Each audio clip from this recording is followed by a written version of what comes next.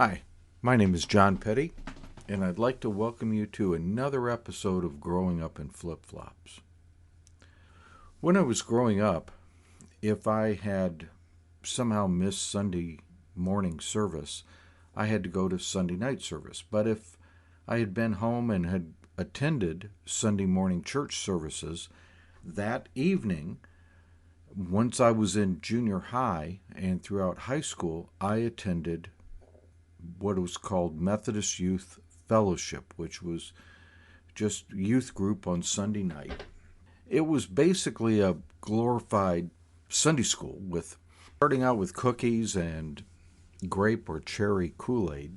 Then eventually we would sit down with the assistant pastor or some other adult and basically go through a glorified Sunday school lesson. This one particular evening, when I was in high school, and a girl that I happened to be dating at the time was also attending that youth group. It came in, and it was somewhat unusual. The assistant pastor was there, male assistant pastor, and there was a adult woman there. And after we had had refreshments and usually played some sort of group game activity or something together, they made an announcement. And the announcement was that they were going to separate us by sex, and all the boys were to stay in the room with the assistant pastor, and all the girls were to leave and go with this woman to another room. And this had never happened before. This was sort of odd. Proceeded through and had no idea what was about to happen. But we had, for lack of a better term, and I'll explain later, a sex talk. And there were kids from, at least in the boys' side, seventh graders all the way up to high school seniors. Well, we were dismissed and let out. I had picked up the girl I was dating at her house and had driven her to church. And so when we were leaving, we got together and got in my car.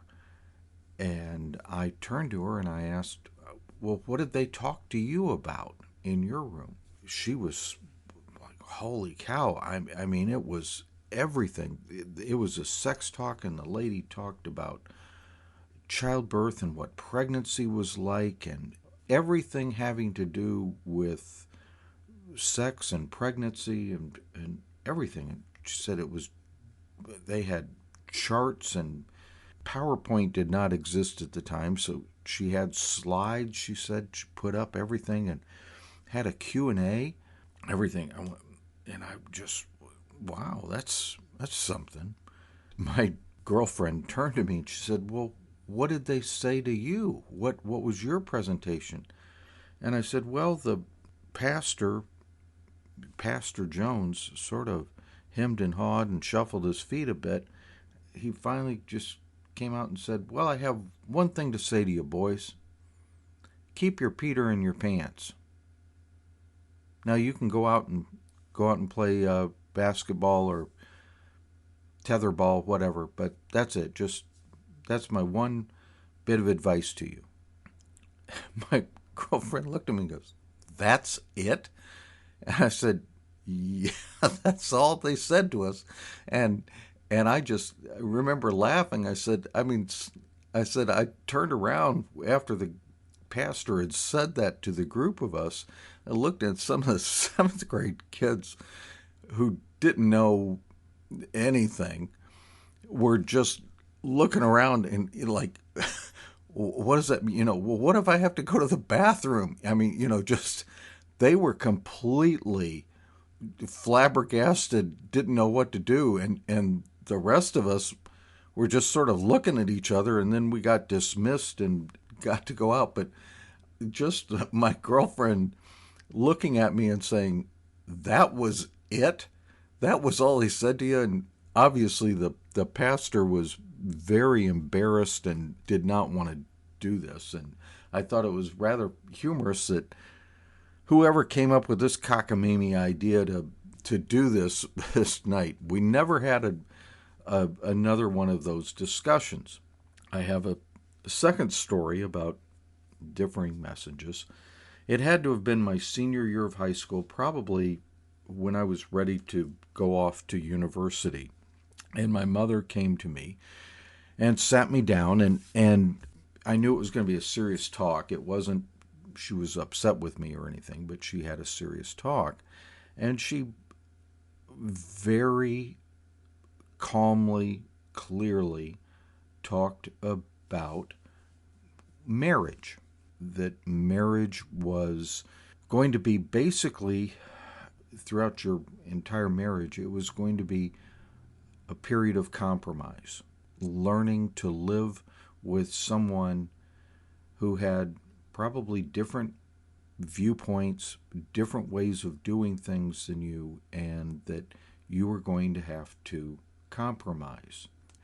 That sometimes that road to compromise would be difficult, and in order to smooth the road a little bit, it was best that you avoided situations that would cause even more conflict to arise in a marriage. And she very calmly and very clearly and logically laid out 4 situations or types of women for me to avoid in a marriage. Now, I will not go through the 4 types or the 4 situations.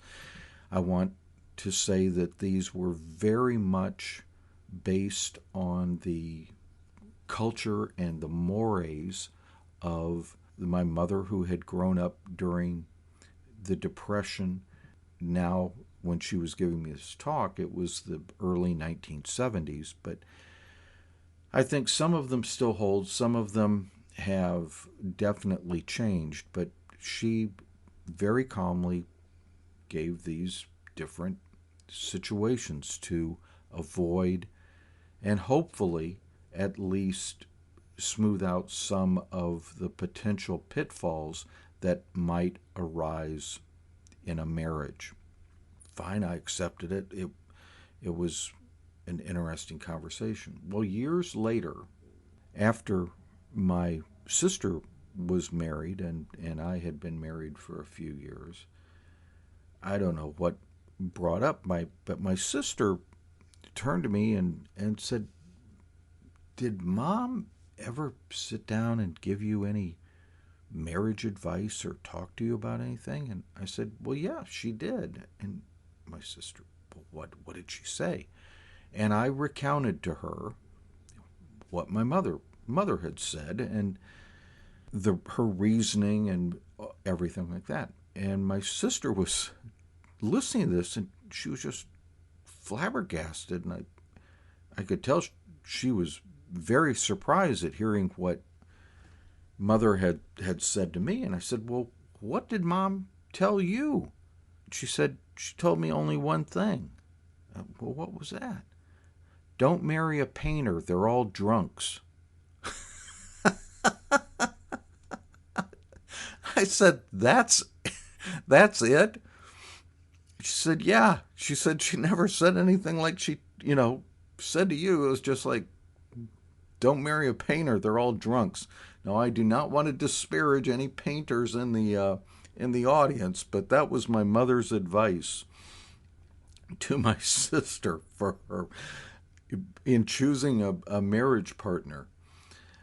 I think the funny thing of the 2 stories is just simply the point of you have the same subject being talked to 2 different groups and 2 completely different messages that were delivered. I don't know if it's know your audience or what it was, but 2 completely different messages on the exact same subject. I hope you enjoyed this episode, and I'll be back next week.